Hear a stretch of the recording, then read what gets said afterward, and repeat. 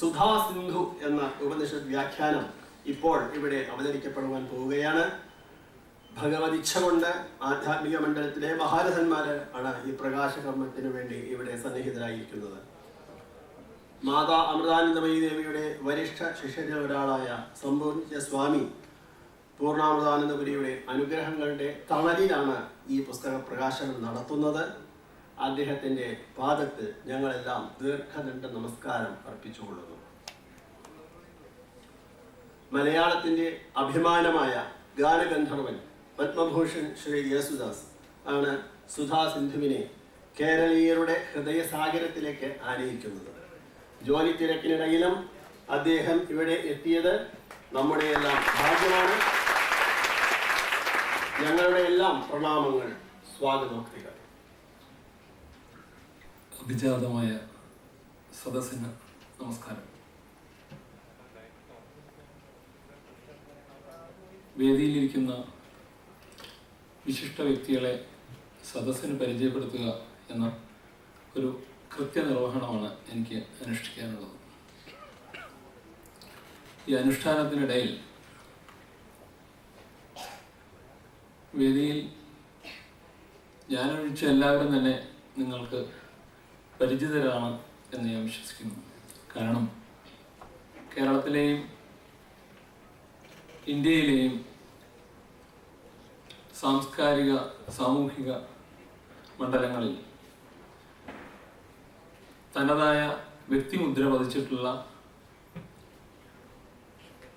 ഭാരതത്തിനപ്പുറം കടന്ന് മലയാളിയെ ലോകത്തിലേക്ക് എത്തിച്ചിട്ടുള്ള വിശിഷ്ട വ്യക്തികൾ ഈ വേദി അലങ്കരിക്കുമ്പോൾ അവരെ പരിചയപ്പെടുത്തൽ കേവലം ഔപചാരികതയിൽ മാത്രം ഒതുങ്ങട്ടെ എന്ന് വിശ്വസിച്ചുകൊണ്ട് ദേവിയുടെയും പൂജ്യസ്വാമിജി പൂർണ്ണാനന്ദപുരി ശ്രീ യേശുദാസ്,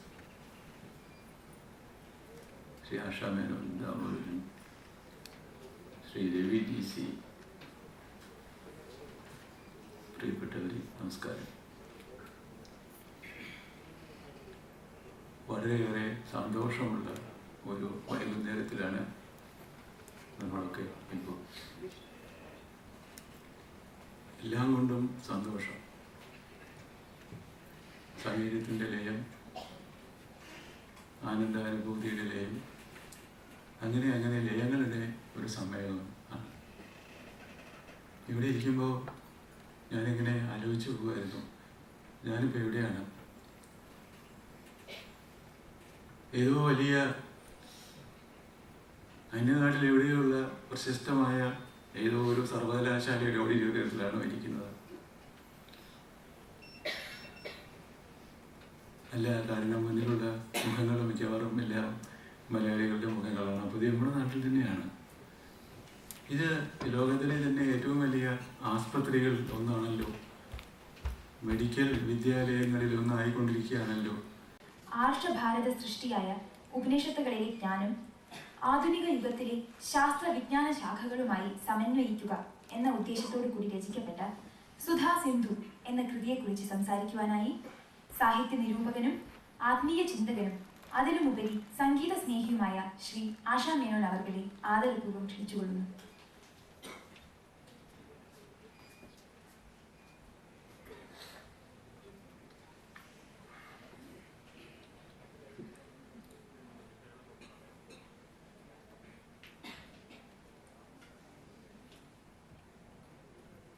അമൃതാനന്ദമണിയുടെ വാത്സല്യ തരംഗങ്ങൾ സൂക്ഷ്മമായിട്ടും സ്ഥൂലമായിട്ടും തഴുകിക്കൊണ്ടിരിക്കുന്ന ഈ വേദിയിൽ ലോകപൗരൻ എന്ന് വിശേഷിപ്പിക്കാവുന്ന ശ്രീ യേശുദാസ് അമൃതാനന്ദമണിയുടെ തന്നെ പ്രശസ്ത ശിഷ്യന്മാരായ സ്വാമിജി,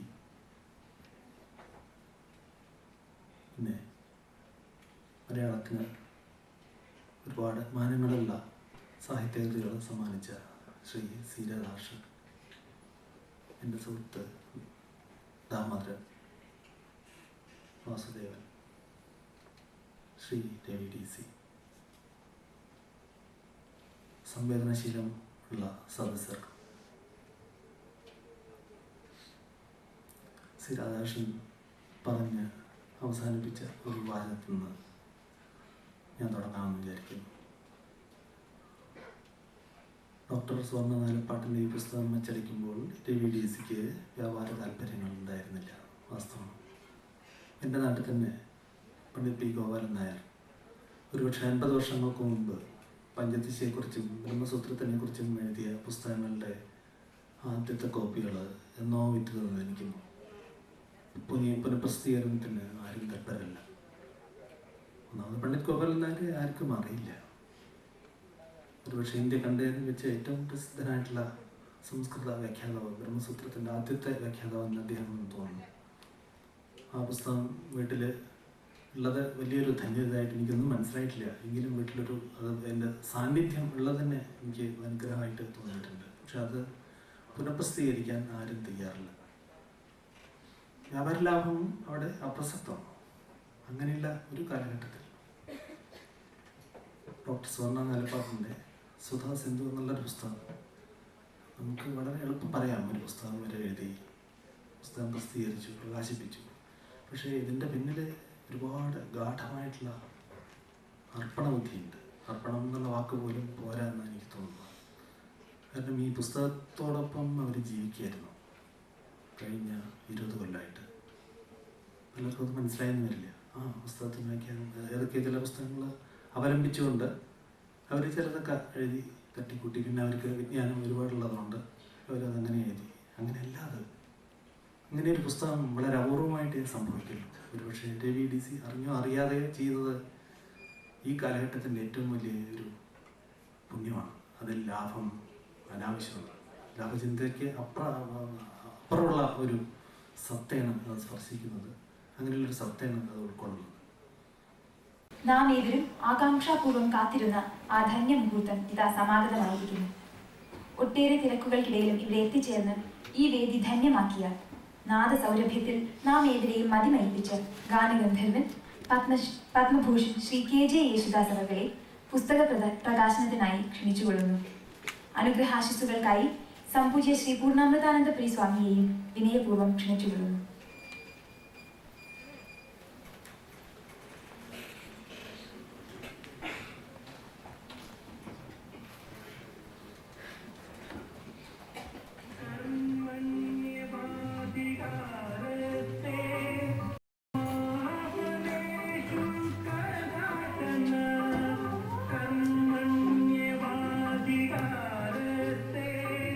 महाबलेषु सदातन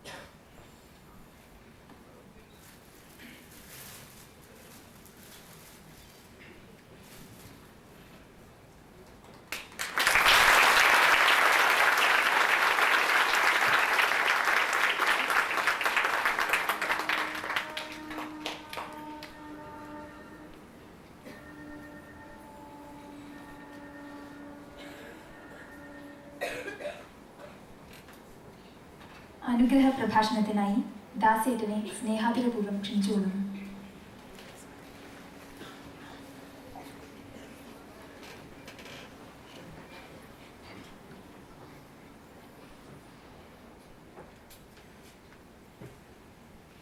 കാലക്രമേണ ജനിക്കാത്തവനും മരിക്കാത്തവനും എല്ലാ യുഗങ്ങളിലും എന്നാൽ നിലനിൽക്കുന്ന ഒറ്റ ശക്തിയായ കരുണാമയനായ ദൈവത്തിന് ഇന്നത്തെ ഈ സത്സംഗത്തിനിടയിൽ അടിയനും വന്ന് രണ്ട് വാക്ക് അറിയാവുന്നത് പറയാൻ ഇടയാക്കി തന്നതിന് എൻ്റെ പ്രണാമം അർപ്പിച്ചുകൊള്ളട്ടെ.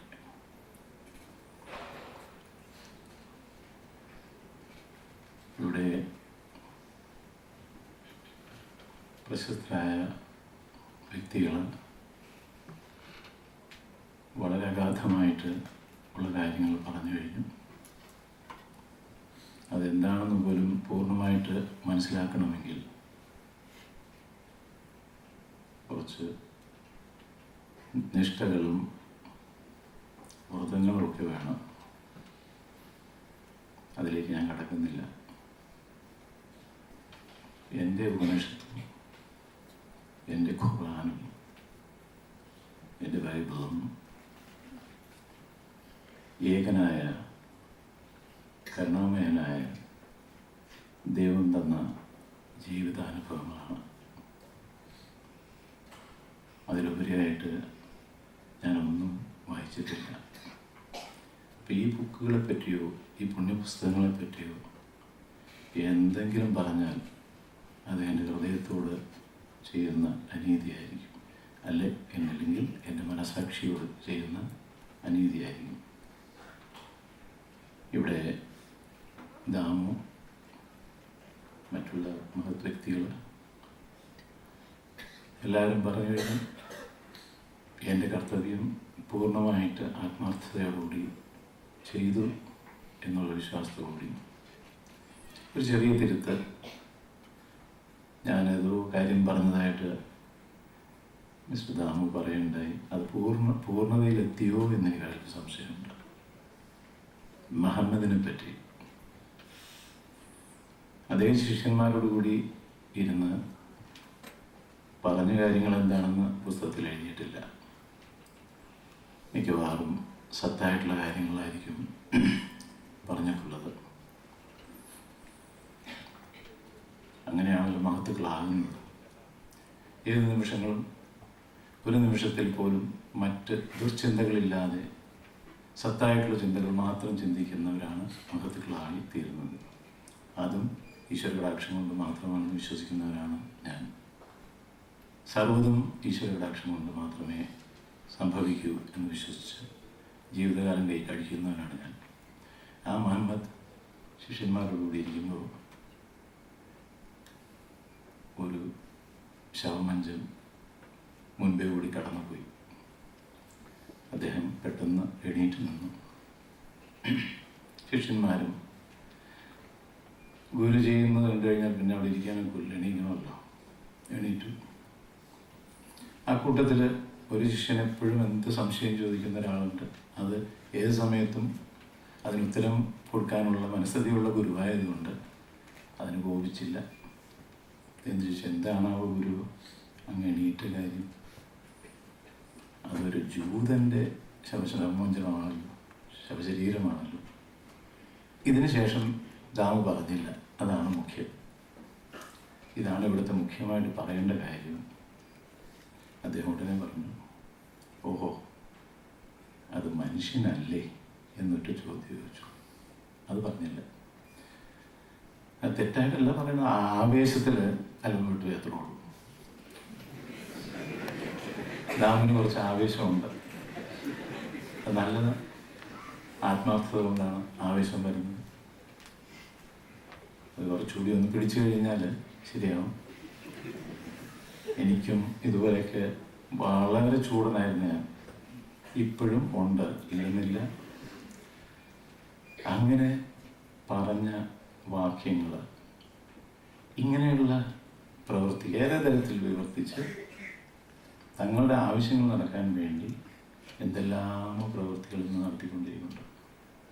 ആ കൂട്ടത്തിൽ വാളെടുക്കുന്നവൻ വാളാൽ മരിക്കും, പത്രോസ് നീ അത് താഴെയിട എന്ന് പറഞ്ഞ യേശുക്രിസ്തുവിൻ്റെ ശിഷ്യന്മാര് ഇന്ന് എന്തൊക്കെയാണോ എടുക്കുന്നതെന്ന് എനിക്കറിയില്ല. വാള് മാത്രമല്ല എടുക്കുന്നത്. അതുപോലെ തന്നെ അഹിംസയിൽ വിശ്വസിച്ചിരുന്ന ഭാരത സംസ്കാരം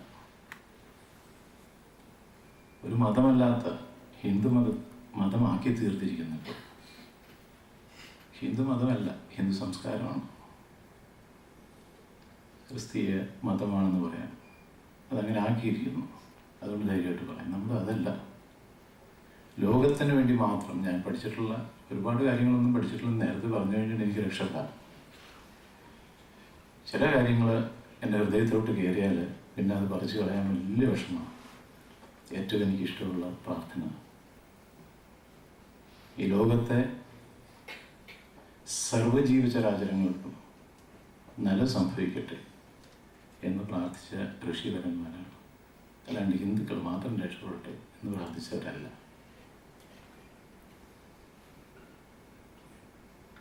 അതെല്ലാം മറന്ന് നമ്മുടെ രാജ്യം കെട്ടിപ്പടുത്തു തീർത്തണം. നമ്മൾ മാത്രം ഇവിടെ ജീവിക്കും. ഞാൻ ഒരൊറ്റ ചോദ്യം, എൻ്റെ സംശയം അങ്ങോട്ട് പറയാം, ചോദ്യമല്ല. ഈശ്വരൻ ജനിച്ചിട്ടുമില്ല, അവൻ മരിക്കുകയില്ല,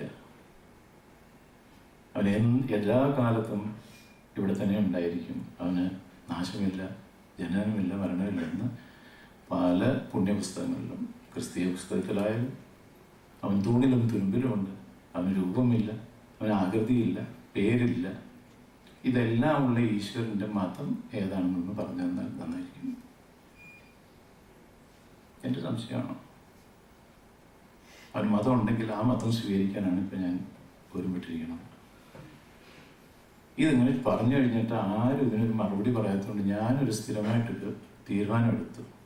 ജനിക്കുമ്പോൾ ഒരു മതവും ഇല്ലാത്തൊരു കുഞ്ഞ് ആയിരുന്ന എനിക്ക് പല കാരണവശാലും ഞാനൊരു ക്രിസ്തീയ കുടുംബത്തിൽ ജനിച്ചതുകൊണ്ട് ആ ക്രിസ്തീയ സംസ്കാരങ്ങൾക്ക് അടിമപ്പെട്ടുപോയി.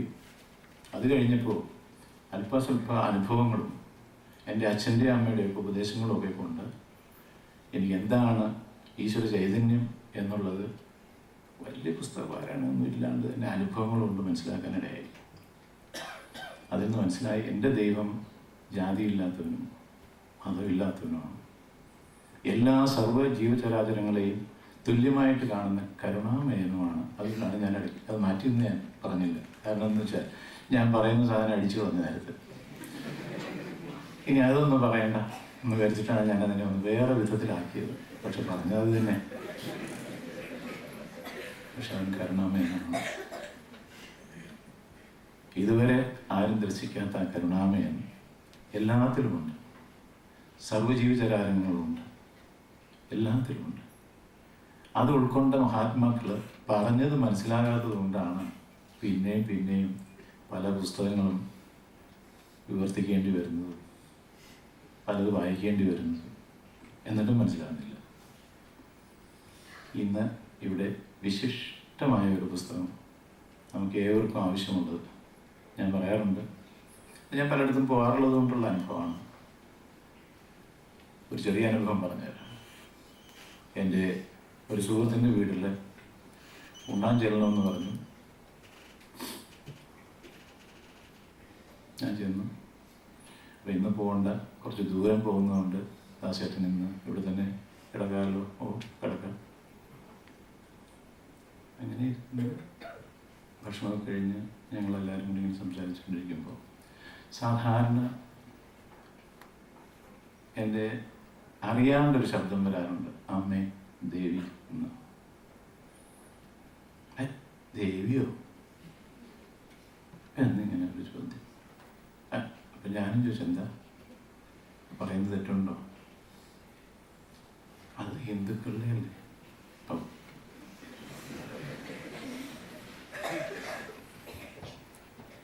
ശരി, ഞാനതിനൊന്നും പറഞ്ഞില്ല. അപ്പോൾ സർക്കാർ എന്നാണ് എൻ്റെ സുഹൃത്തിൻ്റെ പേര്. സർക്കാർ പെട്ടിയൊന്നും ഞാൻ കൊണ്ടുവന്നിട്ടില്ലെങ്കിലും എന്നെ ഒന്ന് എൻ്റെ റൂമിലേക്ക് ഒന്ന് ആക്കി തന്ന നന്നായിരിക്കും. കാരണം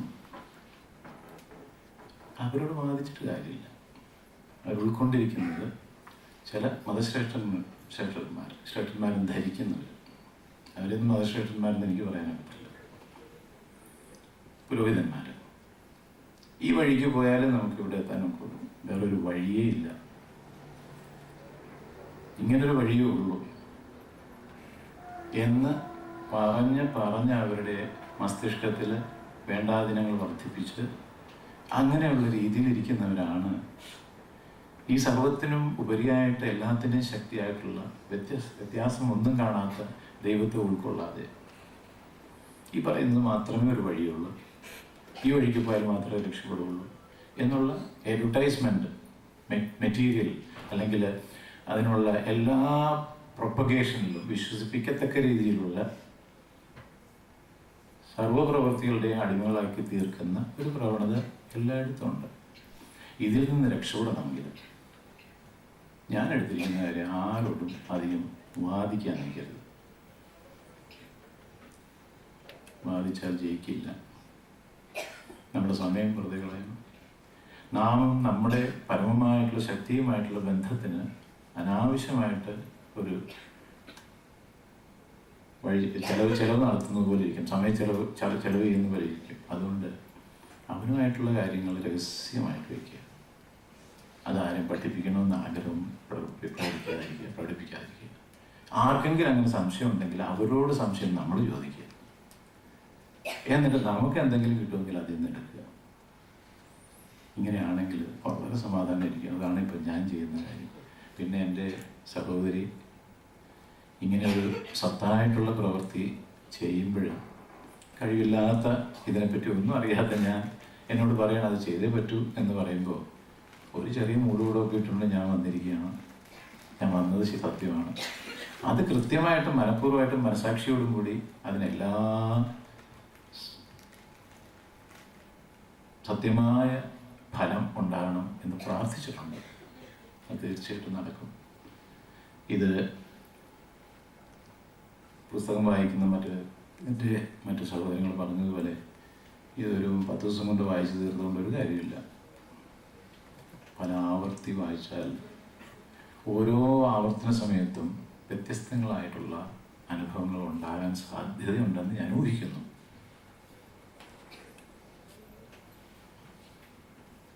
എല്ലാ പുണ്യപുസ്തകങ്ങളും അതുപോലെ തന്നെയാണ്.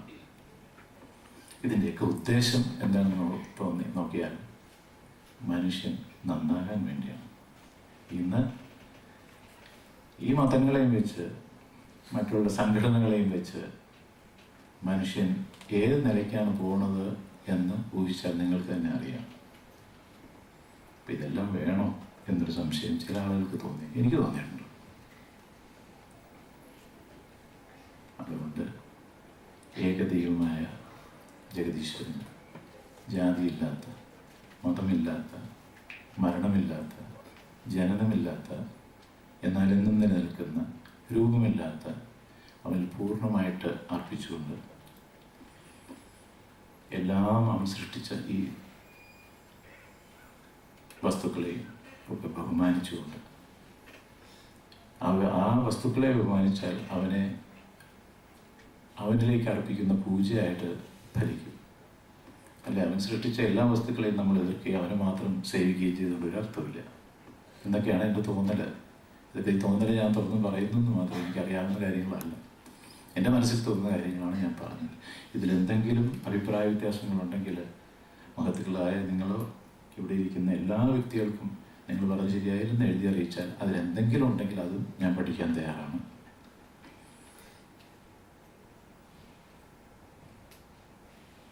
ഇന്ന്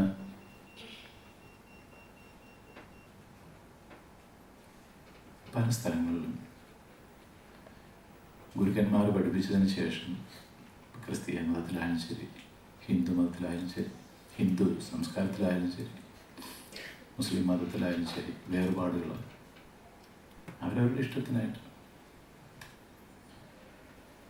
സമുദായങ്ങൾ ഉണ്ടാക്കി പിരിച്ച്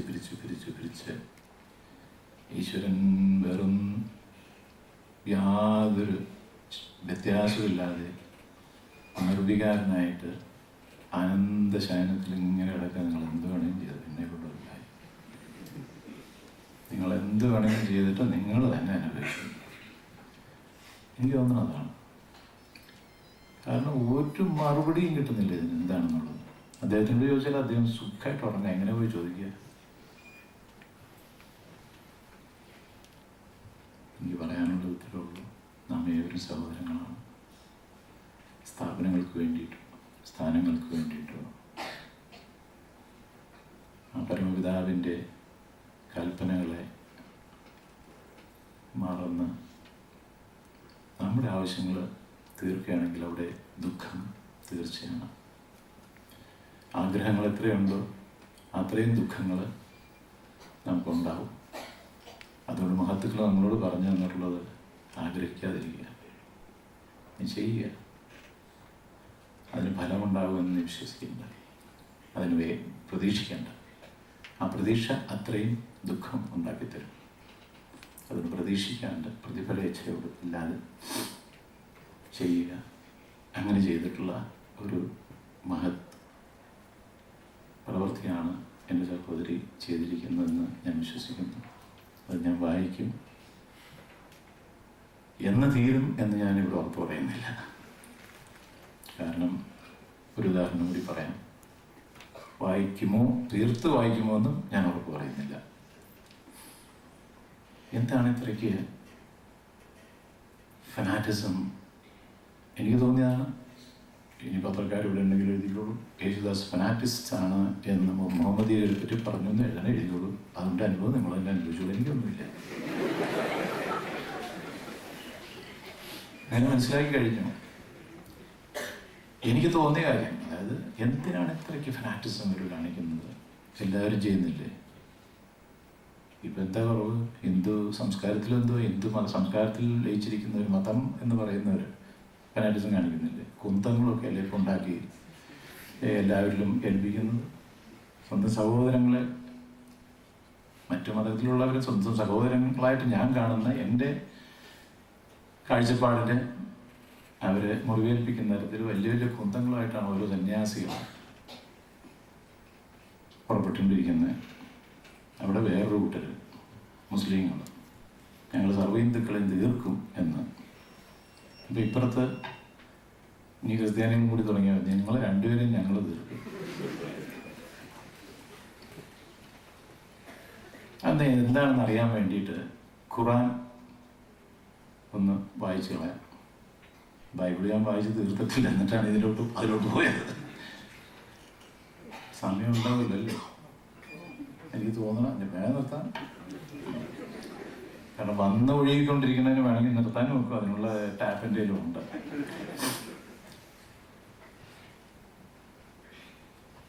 ബഹ്റൈനിൽ ഒരു ഹോട്ടലിൽ താമസിച്ചപ്പോൾ ഒരു ഖുറാൻ മോഷ്ടിച്ച് കളയെന്ന് തന്നെ വിചാരിച്ചു. കാരണം എനിക്ക് അതിന് വാങ്ങിക്കണം. അവിടെ ഒരുപാട് എണ്ണം ഇരിപ്പുണ്ട്, ബൈബിളും ഖുറാനും ഒക്കെ. ബൈബിളില്ല, ഖുറാൻ ഇരിപ്പുണ്ട്. എന്നാൽ അതൊന്നും എടുത്തിട്ട് പോരെ, എന്തെന്ന് അവർക്ക് ഒരെണ്ണം വെക്കുന്നതിന് വലിയ പ്രശ്നമൊന്നുമില്ല. എണ്ണയ്ക്കാണെങ്കിൽ നല്ല വിലയുണ്ട്. അത് എടുത്തപ്പോൾ എനിക്ക് തോന്നിയ എന്നാലും അത് വേണ്ട, ഈശ്വര കൽപ്പന ഉണ്ടെങ്കിൽ എവിടെന്നെങ്കിലും കിട്ടും, അപ്പോൾ വാങ്ങിക്കാൻ. ഇതിപ്പോൾ കടയിൽ പോയി വാങ്ങിക്കാൻ നോക്കില്ല. അങ്ങനെ അടുത്ത ഒരു 2 മാസം കഴിഞ്ഞപ്പോൾ കാലിക്കറ്റിലെ ഒരു അനാഥാലയത്തിൽ, അത് മുസ്ലിങ്ങളുടെയാണ്, മുസ്ലിം സഹോദരങ്ങളുടെയാണ്. അവിടെ എന്തോ എല്ലാം ഒരു തോന്നലാണ്, എനിക്ക് എന്തൊക്കെ അറിയാമെന്നുള്ളത് പോലെ എന്നെ വിളിച്ച് ചെയ്യിപ്പിക്കുന്നു ഭഗവാനെ. അവിടെ പോയി എന്തൊക്കെ പറഞ്ഞു. ഈ കാരണമയനായ ദൈവമേ തന്നെ നമുക്കുള്ളത്. അത് ഞാൻ പറഞ്ഞു കഴിഞ്ഞപ്പോൾ അതിൻ്റെ എല്ലാം നടത്തിക്കൊണ്ടിരിക്കുന്ന ഒരു വ്യക്തി, ദാസേട്ടന് ഞാനൊരു സമ്മാനം തരാൻ ആഗ്രഹിക്കുന്നത് വാങ്ങിക്കുമോ എന്ന് ചോദിച്ചു. പറഞ്ഞു എന്തായാലും വാങ്ങിക്കാം,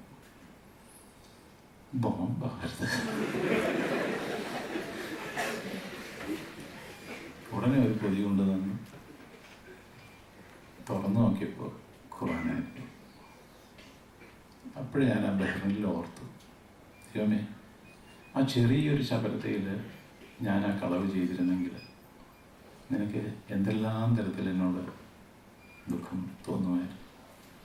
എന്നെ അതിൽ നിന്ന് നീ മാറ്റിയത് നീ തന്നെയാണ്. എൻ്റെ യാതൊരു കഴിവില്ല. ഞാനിത് വായിക്കാൻ തുടങ്ങി. ആദ്യത്തെ ചാപ്റ്റർ ഖുറാൻ വായിച്ചു എന്ന് പറഞ്ഞപ്പോൾ എല്ലാവർക്കും ഒരു സംശയം, അറബി അറിയാമെന്ന്. എനിക്ക് അറബി അറിയില്ല, അതിൻ്റെ വിവർത്തനമാണ് വായിച്ചിട്ടുള്ളത്. ഇംഗ്ലീഷൊക്കെ തട്ടിമുട്ടിയൊക്കെ ഞാൻ വളരെ സ്ലോവായിട്ട് വായിച്ചു. ആദ്യത്തെ ചാപ്റ്റർ കഴിഞ്ഞു. നോക്കിയപ്പോൾ തൂണിലും തുരുമ്പിലും കാലം കരുണാമയൻ ബിസ്മില്ലാഹിർ റഹ്മാനിർ റഹീം എന്നൊക്കെ അവർ പറയുന്നത് അത് നല്ലതാണ്. നമ്മൾ എന്താണെന്ന് വെച്ചാൽ എനിക്ക് ഏറ്റവും ഇഷ്ടമുള്ളൊരു പ്രാർത്ഥന സർവശക്തനായ ദൈവത്തിൽ ഞാൻ അർപ്പിച്ചുകൊണ്ട്, സർവത്തിനെയും ഞാൻ അർപ്പിച്ചുകൊണ്ട് ഞാൻ എൻ്റെ പ്രവൃത്തി ആരംഭിക്കുന്നു, അല്ലെങ്കിൽ ഞാൻ പാടുന്നു, ഞാൻ എഴുതുന്നു. ഇതിനെന്താ തെറ്റ്? അവരുടെ ഭാഷയിൽ അവരത് പറയുന്നു, ഞാനിത് ചൊല്ലാറുണ്ട്. നല്ല കച്ചേരി സമയത്ത് വെള്ളം കുടിക്കുമ്പോൾ ബിസ്മില്ലാഹിർ റഹ്മാനിർ റഹീം എന്ന് ഞാൻ മനസ്സിൽ വിചാരിച്ചിട്ട് ഞാൻ വെള്ളം കുടിക്കും. ഇതാരെങ്കിലും കേട്ടിട്ടുണ്ടോ? ഞാൻ കച്ചേരി നല്ല ത്യാഗരാജ ഉത്സവത്തിനോ അല്ലെങ്കിൽ മറ്റെല്ലാ ഹിന്ദുക്കളും മുസ്ലിങ്ങളോ അല്ലെങ്കിൽ ക്രിസ്ത്യാനികളോ ഒക്കെ ഇരിക്കുന്ന സ്ഥലത്ത് മനസ്സിൽ പ്രാർത്ഥിക്കുന്ന ഒരു പ്രാർത്ഥനയാണ്. അതിനെ വിവർത്തനം ചെയ്യുമ്പോൾ എന്താണ്? കരുണാമയനായ ദൈവമേ നിന്നിൽ ഞാൻ അർപ്പിച്ചുകൊണ്ട് കുടിക്കുന്നു, ഇതിലുള്ള സർവ്വവിഷങ്ങളും മാറ്റാനുള്ള കഴിവ് നിനക്കുണ്ട് എന്ന് പ്രാർത്ഥിച്ചുകൊണ്ടാണ് ഞാൻ കുടിക്കുന്നത്. ഞാൻ മരിച്ചു പോയാൽ എനിക്കെന്താ? എനിക്കൊരു കുഴപ്പമില്ല. കാരണം നിനക്ക് അതിന് ശക്തിയില്ലാത്തതുകൊണ്ട് നീ എന്നെ കൊന്നു, അത്രയോട് ചോദിക്കും. ഞാൻ മനസ്സിൽ ധ്യാനിച്ചുകൊണ്ട് പ്രാർത്ഥിച്ചുകൊണ്ട് നിൻ്റെ അടുത്ത് ഞാൻ കൽപ്പിച്ചു കഴിഞ്ഞാൽ, അല്ലെങ്കിൽ എനിക്ക് എൻ്റെ കൽപ്പന പോലെയാണ് നിൻ്റെ കൽപ്പന, എന്നെ കൽപ്പിക്കുകയാണ് ഞാൻ. കൽപ്പിക്കുക എന്ന് വെച്ചാൽ സങ്കല്പിക്കുകയാണ്. അതൊരു സങ്കല്പം. ആ സങ്കല്പത്തിൽ നീ എന്നെ രക്ഷിച്ചില്ല, പിന്നെ നീ ആരാ? എന്തിനാ ഞാൻ പിന്നെ സങ്കല്പിക്കണേ? ആ വിശ്വാസത്തോടുകൂടി ഇന്ന് വരെ ഒരു കുഴപ്പമില്ലാണ്ട് പോകുന്നുണ്ട്. ഇത് തന്നെ ഫലം. എന്നിട്ട് ഈ ഖുർആൻ വായന തുടങ്ങി. അപ്പം അതിനകത്ത് എന്താ? തൂണിലും തുരുമ്പിലും ഇത് തന്നെ. ഏതിൽ? പല ഉപനിഷത്തുകളിലുള്ളതും കുറച്ചൊക്കെ ഞാൻ വായിച്ചിട്ടുണ്ട്, ഇല്ലെന്നല്ല. അതിലും ഉണ്ട് ഇത് തന്നെ. തൂണിലും തുരുമ്പിലും ആകൃതിയും രക്തമില്ല. അവൻ കാറ്റിലുമുണ്ട്, അവൻ അതിലുമുണ്ട്, പൊടിയിലുമുണ്ട്, എല്ലാത്തിലും ഉണ്ട്. അത് തന്നെ അതിലും എഴുതി. ആ പേജ് കഴിഞ്ഞു. ഓക്കെ, ഇതെല്ലാവർക്കും ഉള്ളതാണ്. അടുത്തെടുത്തു. എനിക്കിതെങ്ങനെയെങ്കിലും അറിയണമല്ലോ എന്താണ് ഇതിനകത്തുള്ളത്. രണ്ടാമത്തെ ചാപ്റ്റർ 62ാമത്തെ verse. Those who believes in God, ബ്രാക്കറ്റിൽ അള്ളാഹ്, ബ്രാക്കറ്റിലാണ് Jewish script, Christianity and Sabians. Not only that, who believes in the last day. If they are in that particular, അതെല്ലാം വിവരിക്കാൻ ഒരുപാടുണ്ട്. എന്നാലും ആ പർട്ടിക്കുലർ ഫീലിംഗ് എനിക്ക് മനസ്സിലായതുകൂടി, anybody if they follow this matter I will protect them. ഇതാരാ? അള്ളാഹ് എന്നവരുടെ ഭാഷയിൽ പറയുന്ന, നമ്മുടെ ഭഗവാൻ എന്ന് പറയുന്നു, ദൈവം എന്ന് പറയുന്നു, ദേവുడు എന്ന് പറയുന്നു, ദേവരു എന്ന് പറയുന്നത്, ഗോഡ് എന്ന് ഇംഗ്ലീഷിൽ പറയുന്നു. ഈ അദ്ദേഹം തന്നെയാണ് ഈ പറഞ്ഞിരിക്കുന്നത് ഞാൻ പ്രൊട്ടക്റ്റ് ചെയ്യുന്നു. അതോടുകൂടി എൻ്റെ ഖുർആൻ വായന നിന്നു. ഇനി അങ്ങോട്ട് എനിക്ക് എന്താ വേണ്ടി പഠിക്കാൻ? നീ ഒരു നല്ല ക്രിസ്ത്യാനിയാണെങ്കിൽ, നല്ല ക്രിസ്തീയ മതത്തെ അവർ പറഞ്ഞിട്ടുള്ള കാര്യങ്ങളെല്ലാം കൃത്യമായിട്ട് ചെയ്യുന്നവനാണെങ്കിൽ ഭയപ്പെടേണ്ട ആവശ്യമില്ല. ഒന്ന്, നല്ല മുസ്ലിം ആണെങ്കിൽ ഭയപ്പെടേണ്ട ആവശ്യമില്ല. നല്ല യൂതനാണെങ്കിൽ ഭയപ്പെടേണ്ട ആവശ്യമില്ല. അതുതന്നെയല്ല, മറ്റേത് മതങ്ങളിലുള്ള സത്തുക്കളായിട്ട് ജീവിക്കുന്നവരാണെങ്കിൽ ഭയപ്പെടേണ്ട ആവശ്യമില്ല. ജീവിതത്തിൽ അവസാന ദിവസത്തെപ്പറ്റി ആര് വിചാരിക്കുന്നോ അവരും ഭയപ്പെടേണ്ട ആവശ്യമില്ല. ഇവിടെ ജനിച്ചു കഴിഞ്ഞാൽ അവസാന ദിവസം ഉണ്ടെന്നുള്ളത് അറിയാത്തവൻ വിട്ടിയാണ്. അപ്പം അതെല്ലാം കോമൺ ആയിട്ടാണ്. എല്ലാവരെയും അവൻ രക്ഷിക്കും. അവൻ രക്ഷിക്കേണ്ടവനാണ്, രക്ഷിക്കപ്പെടും. ആ സ്ഥിതിയെല്ലാം വിട്ടിട്ട് നമ്മളെ കൊണ്ട് എന്തെങ്കിലുമൊക്കെ ആകും എന്നുള്ള അഹങ്കാരമാണ് നമ്മൾ ഈ പ്രശ്നങ്ങളൊക്കെ ഉണ്ടാക്കുന്നത്. എത്രയോ ഓരോ ദിവസം ചെല്ലുന്തോറും മതങ്ങളുടെ വെറിമൂത്ത മതം ഇളകിക്കൊണ്ട് പോയിക്കൊണ്ടിരിക്കുകയാണ്. അവർക്കെല്ലാം പ്രശ്നങ്ങൾ ഉണ്ടാക്കാനുള്ള ശ്രമങ്ങളല്ലാതെ സത്തായിട്ടുള്ള കാര്യങ്ങൾ പാവപ്പെട്ട അല്ലെങ്കിൽ അറിയണമെന്ന് ആഗ്രഹിക്കുന്ന ഒരൊറ്റ വ്യക്തികളിലും എത്തിക്കുന്നില്ല എന്നെനിക്ക് വലിയ സങ്കടമുണ്ട്. ആ സങ്കടത്തെ പൂർത്തീകരിക്കാൻ എല്ലാവരെ കൊണ്ടും ഇരുന്ന് സമയം ചെലവഴിച്ച് പ്രത്യേകിച്ച് സാൻസ്ക്രിറ്റിൽ എഴുതിയ കാര്യങ്ങൾ മനസ്സിലാക്കാനുള്ള ബോധമില്ലാത്തവർ, അല്ല അറിവില്ലാത്തവർ, ജ്ഞാനമില്ലാത്തവർ, അത് തീരെ അറിവില്ലാത്ത ഭാഷ പരിജ്ഞാനമില്ലാത്തവർ, അവർക്ക് മലയാളത്തിൽ നല്ല വിധത്തിൽ അതിൻ്റെ വിവർത്തനവും അതിൻ്റെ പ്രത്യേക ശൈലിയിൽ മനസ്സിലാക്കത്തക്ക രീതിയിൽ എഴുതിയിരിക്കുന്ന ഈ പുസ്തകം ഉപകരിക്കട്ടെ. ഇതിനൊക്കെ ഉപരിയായിട്ട് ഇതിൻ്റെയൊക്കെ ഉദ്ദേശം നന്മ ഈ ലോകത്ത് ഉണ്ടാവണം എന്നുള്ളതാണ്. അതിന് ഇതെല്ലാം ഒരു നല്ല ഉപാധികളായിട്ട് പ്രവർത്തിക്കട്ടെ എന്ന് പ്രാർത്ഥിച്ചുകൊണ്ട്, നാം ഏവരും സഹോദരങ്ങളാണ്, മനുഷ്യർ മാത്രമല്ല, ഇവിടെയുള്ള ജീവചരാചരങ്ങളെല്ലാം നമ്മളുടെ ബന്ധുക്കളാണ്.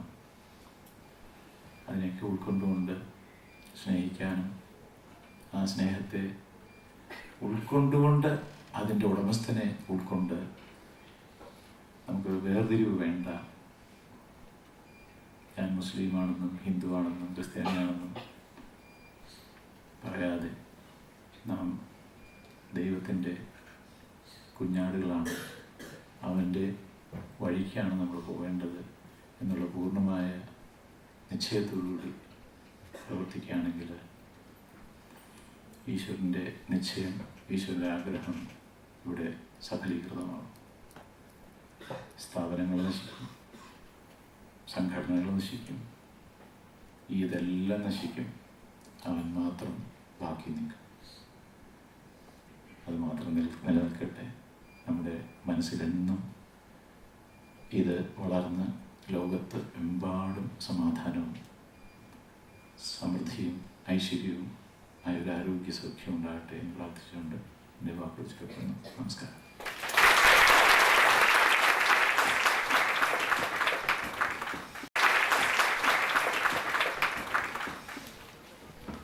അനുഗ്രഹ പ്രഭാഷണത്തിനായി സംപൂജ്യ ശ്രീ പൂർണ്ണാമൃതാനന്ദപുരി സ്വാമിയെ ആദരപൂർവ്വം ക്ഷണിച്ചുകൊള്ളുന്നു.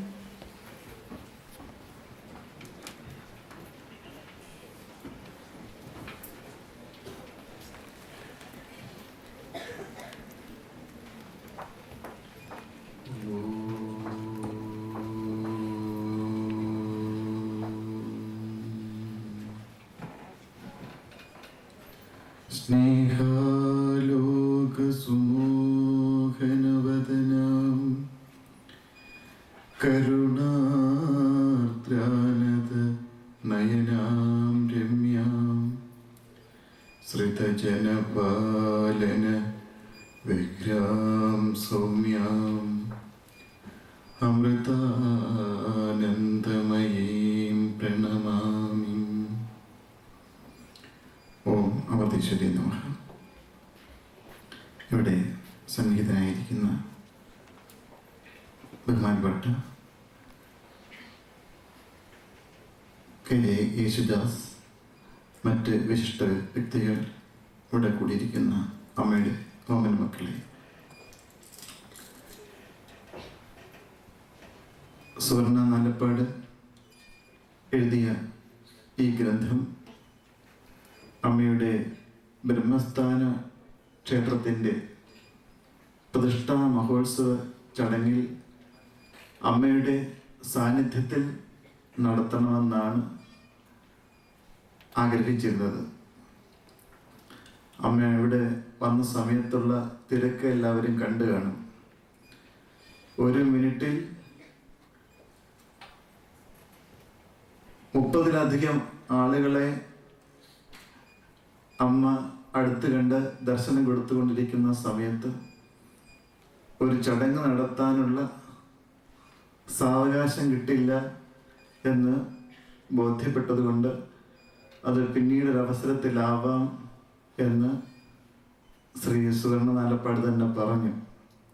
അമ്മയുടെ അനുഗ്രഹം മേടിച്ചതിന് ശേഷം നമ്മളത് ഇവിടെ വെച്ച് നടത്താൻ പിന്നീട് തീരുമാനിക്കുകയാണ് ചെയ്തത്. മന്ത്രദ്രഷ്ടാക്കളാണ് ഋഷീശ്വരന്മാർ. അവരുടെ അനുഭൂതികളാണ് വാക്കുകളിൽ പ്രതിഫലിച്ചത്. സൂത്രരൂപത്തിലാണ് അവർ പലതും എഴുതി വെച്ചത്. ആരെഴുതിയെന്ന പേര് പോലും ലോകത്തെ അറിയിക്കുവാൻ അവർ ആഗ്രഹിച്ചിരുന്നില്ല. അങ്ങനെയുള്ള സൂത്രവാക്യങ്ങൾ മനസ്സിലാക്കുവാൻ സാധാരണക്കാരന് എളുപ്പമായിരുന്നില്ല. അതുകൊണ്ട് അനേകം വ്യാഖ്യാനങ്ങൾ പിന്നീട് വേണ്ടി വന്നു. ഋഷീശ്വരന്മാരുടെ അനുഭൂതികൾ നമുക്ക് ഉപനിഷത് വാക്യങ്ങളായി പിന്നീട് ലഭിച്ചു. കുറേ വർഷങ്ങൾക്ക് മുമ്പ് അമ്മയോടൊത്ത് കഴിഞ്ഞ ആദ്യകാലങ്ങളിൽ ഞാൻ പലപ്പോഴും ചിന്തിച്ചിട്ടുണ്ട്, അമ്മ പകരുന്ന അറിവ് അമ്മ എവിടെ നിന്ന് പഠിച്ചു? ഏത് വിഷയത്തെക്കുറിച്ചായാലും ഏത് മതഗ്രന്ഥത്തെക്കുറിച്ചായാലും എന്ത് ചോദ്യം ചോദിച്ചാലും ഉത്തരം റെഡിയാണ്. എന്തെങ്കിലും അറിയാമെന്ന ഭാവനയോടുകൂടി അമ്മയോട് ആരെങ്കിലും എന്തെങ്കിലും ചോദിച്ചാൽ കുഞ്ഞെ എനിക്കൊന്നും അറിയില്ല എന്ന് പറയും. പക്ഷേ അറിയണമെന്ന ആഗ്രഹത്തോടുകൂടി ആരെങ്കിലും ചോദിച്ചാൽ അമ്മയുടെ അറിവിൻ്റെ ഖജനാവ് തുറക്കപ്പെടും. ഞാൻ തന്നെ അമ്മയോട് ചോദിച്ചു, അമ്മയ്ക്ക് ഇതെങ്ങനെ അറിയാൻ സാധിക്കുന്നത്? എപ്പോഴും ചോദ്യം ചോദിക്കുന്ന ഒരു കുസൃതിക്കാരനായിരുന്നു ഞാൻ അന്ന്. അപ്പോൾ അമ്മ പറയാറുള്ളത്, അറിയില്ല മോനെ, അമ്മയ്ക്ക് അങ്ങനെ തോന്നി. ഋഷീശ്വരന്മാരുടെ മനസ്സിൽ തോന്നിയവരെയാണ് ഉപനിഷത് വാക്യങ്ങളായി പുറത്തു വന്നത്. അമ്മയുടെ അടുത്ത് താമസമായ ആദ്യകാലത്ത് ഞാൻ അമ്മയെ പരീക്ഷിക്കാൻ ഒരുപാട് ശ്രമിച്ചു. 1981 ഒരു ദിവസം ആശ്രമത്തിൽ അന്ന് കുടിലുകൾ മാത്രമുള്ള സമയത്ത് അവിടുത്തെ കളരിമുറ്റത്ത് അമ്മ വളരെ ധൃതിയിൽ എന്തോ എഴുതുന്നത് കണ്ടു. 80 പേജുള്ള ഒരു ബുക്കിൽ അമ്മ എന്തോ എഴുതിക്കൊണ്ടിരിക്കുന്നു. ജീവിതത്തിൽ അമ്മ എന്തെങ്കിലും എഴുതുന്നത് ഞാൻ ഇതുവരെ കണ്ടിട്ടില്ല. ഞാൻ ഓടി അടുത്ത് ചെന്നു, ഒന്ന് നോക്കി എന്തായിരിക്കും എഴുതുക. അപ്പം അമ്മ പറഞ്ഞു, മോനെ ഇപ്പം ഇങ്ങോട്ട് വരല്ലേ, അമ്മ പിന്നെ പറഞ്ഞുതരാം എന്താണെന്ന്. ഞാൻ അനുസരിച്ചു. കുറച്ച് സമയം കഴിഞ്ഞ് ഞാൻ വന്ന് നോക്കിയപ്പോൾ അമ്മയെ അവിടെ കണ്ടില്ല. അമ്മ കായൽ തീരത്ത് ഇരുന്ന് ധ്യാനിക്കുന്നു. ഏതാനും മണിക്കൂറുകൾ കഴിഞ്ഞിട്ട് അമ്മ കണ്ണു തുറന്നപ്പോൾ ഞാൻ അമ്മയുടെ അടുത്ത് ചെന്ന് ചോദിച്ചു, അമ്മ എഴുതിയത് എന്തായിരുന്നു? ആരെഴുതി? അമ്മ അവിടെ എഴുതിക്കൊണ്ടിരുന്നില്ലേ? എനിക്ക് ഓർമ്മയില്ല. കോടിയബ്ദങ്ങൾ പിന്നിട്ട കഥകളൊക്കെ ഓർക്കാൻ കഴിയുന്ന അമ്മയ്ക്ക് കഴിഞ്ഞ ഏതാനും മണിക്കൂർ മുമ്പാണ് സംഗതി ഓർമ്മ വരുന്നില്ലെന്നു. എനിക്ക് ഓർമ്മയില്ലെന്ന് പറഞ്ഞാൽ വേണ്ടിയിട്ട് അങ്ങ് പോയി. ഞാൻ എല്ലാ സ്ഥലത്തും തിരഞ്ഞു ആ ബുക്ക്, എവിടെയും കണ്ടില്ല. കുറെ കാലം കഴിഞ്ഞ് ഞാനതങ്ങ് മറന്നു. ഏകദേശം 6 മാസം കഴിഞ്ഞപ്പോൾ അമ്മയുടെ കുടിലിൽ മഴക്കാലത്ത് നിറയെ ഉറുമ്പ് കയറി. അപ്പോൾ മുറിയൊന്ന് വൃത്തിയാക്കാനായിട്ട് ഞാൻ ആ മുറിയിലുണ്ടായിരുന്ന സാധനങ്ങളൊക്കെ അങ്ങോട്ടും ഇങ്ങോട്ടൊക്കെ ഒന്ന് മാറ്റി വെച്ചു. അവിടെ ഒരു തടിപ്പെട്ടിയുടെ അടിയിൽ ആ ബുക്ക് കണ്ടു. ഞാനത് തുറന്നു നോക്കി. ആദ്യത്തെ കുറച്ച് പേജുകൾ വായിച്ചപ്പോൾ തന്നെ ഞാൻ അത്ഭുതസ്തബ്ധനായി. കാരണം ഭാരതത്തെക്കുറിച്ചാണ് തുടക്കമെങ്കിലും അത്യന്തം നിഗൂഢമായ സൃഷ്ടിയുടെ രഹസ്യങ്ങൾ വ്യക്തമാക്കുന്ന വാക്കുകൾ. ഓരോ വരിയിലും 2-3 വാക്കുകൾ മാത്രം. ഇത്ര ഭംഗിയായി എഴുതാൻ അമ്മയ്ക്ക് സാധിക്കുമെന്ന് എനിക്ക് സങ്കല്പിക്കാൻ സാധിച്ചിരുന്നില്ല. ഞാൻ വായിച്ചുകൊണ്ട് നിൽക്കുമ്പോൾ അമ്മ ദൂരെ നിന്ന് വരുന്നത് ഞാൻ കണ്ടു.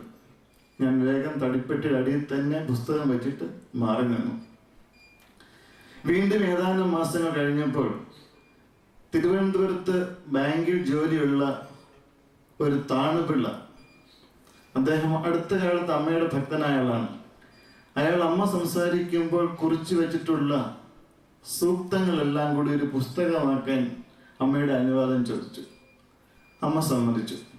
അപ്പോൾ താണുപിള്ള എന്നോട് ചോദിച്ചു, അമ്മ പറയുന്ന കാര്യങ്ങൾ കേട്ട് ഞാൻ എഴുതിയതാണ്, പക്ഷെ അമ്മയുടെ കൈയക്ഷരത്തിൽ അമ്മ എഴുതിയത് എന്തെങ്കിലും കയ്യിലുണ്ടോ? ഞാൻ പറഞ്ഞു, ഒരു സാധനമുണ്ട്, പക്ഷെ അമ്മ അറിയരുത്, ഞാൻ തരാം. ഞാൻ തടിപ്പട്ടിയുടെ അടിയിൽ ആ ബുക്കുമായിട്ട് കുടിലിന് പുറകിൽ പോയി താണുപിള്ളയെ അങ്ങോട്ട് വിളിച്ചു. അമ്മ കാണാതെ കുടിലിൻ്റെ പുറകിൽ മറഞ്ഞിരുന്ന് ഞാൻ അതിലെ ഭാഗങ്ങൾ താണുപിള്ളയെ കാണിച്ചു കൊടുത്തുകൊണ്ട് നിൽക്കുമ്പോൾ അമ്മ ഓടി വരുന്നത് ഞാൻ കണ്ടു. ഞാൻ ബുക്കിൽ ബലമായി പിടിച്ചു, അമ്മയും പിടിച്ചു. ഞാൻ കുറേ പേജുകളുമായിട്ട് ഓടിക്കളഞ്ഞു. കുറച്ച് പേജുകൾ അമ്മയുടെ കയ്യിൽ പോയി. അമ്മ അത് വലിച്ചു കീറി കായലിലേക്ക് എറിഞ്ഞു. ഏതായാലും എന്നെ പിടികൂടാതിരിക്കുവാൻ കിട്ടിയ പേജുകളുമായി ഞാൻ അക്കരെ പോയി താണുപിള്ളയ്ക്ക് കൊടുത്തു. ആ പേജുകളിൽ ഉണ്ടായിരുന്നതാണ് അമൃതസൂത്രം എന്ന പുസ്തകത്തിൽ അമൃത ഉപനിഷത്ത് എന്ന് പറഞ്ഞ് പ്രസിദ്ധീകരിച്ചിരിക്കുന്നത്. ഒന്ന് വായിച്ചു നോക്കണം. 4ാം ക്ലാസ് വിദ്യാഭ്യാസമുള്ള ഒരാളുടെ ഉള്ളിൽ ഉയർന്നു വന്ന അറിവിൻ്റെ രത്നഖനിയിൽ നിന്ന് വന്ന അനുഭൂതിയുടെ അറിവുകൾ. അത് കണ്ടപ്പോഴാണ് എനിക്ക് ബോധ്യമായത്, ഋഷീശ്വരന്മാർ ബുദ്ധിയിലൂടെ നേടിയ അറിവല്ല, അനുഭൂതിയിലൂടെ അറിഞ്ഞ സത്യമാണ് ശാസ്ത്രങ്ങളിൽ എഴുതി വെച്ചത്. അത് മനസ്സിലാകണമെന്നുണ്ടെങ്കിൽ ബുദ്ധിയുടെ തലത്തിൽ ഒരിക്കലും മനസ്സിലാവില്ല.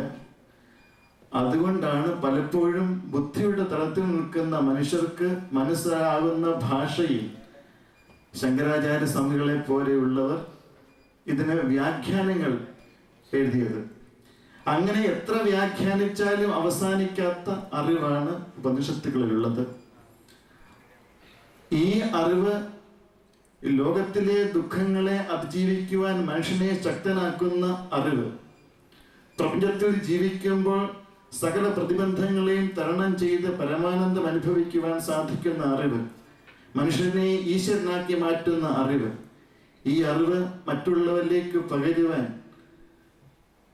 ബുദ്ധിയുടെ തലത്തിലെങ്കിലും സാധിച്ചാൽ അതിൽ നിന്ന് ലഭിക്കുന്ന പുണ്യത്തിന് ഒരളവും ഉണ്ടാവുമില്ല.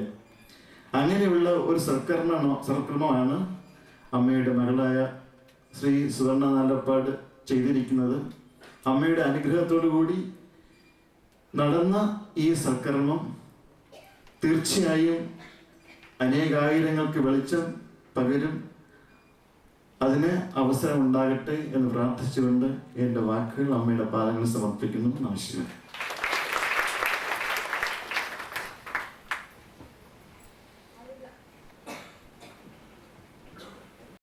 I would like to invite Mr. Ron Godston, the Administrative Director of AIMS, for the felicitatory address.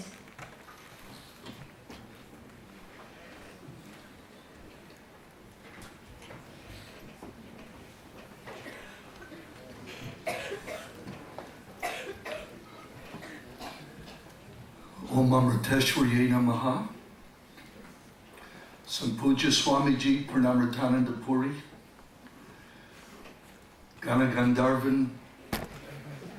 Padma Bhushan, Dr. K.J. Yesudas, Professor Suwarna Nalapat, Sri C. Radhakrishnan, Sri Asha Menon,